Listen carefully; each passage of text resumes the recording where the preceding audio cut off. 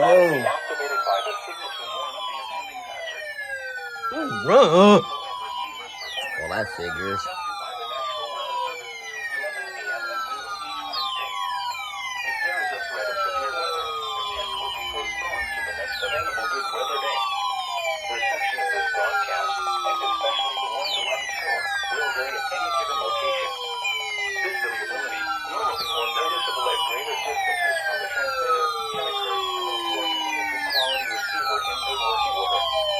The ones alarm tone will be activated for hazardous watches and warnings for the following counties: Champaign, Clark, Delaware, Fairfield, Fayette, Franklin, Greene, Hocking, Knox, Licking, Madison, Marion, Laurel, Muskingum, Perry, Pickaway, and Union.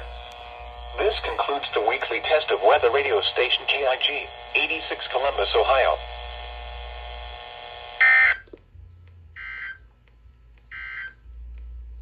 Now here is the official National Weather Service forecast for Central Ohio. About time they tested.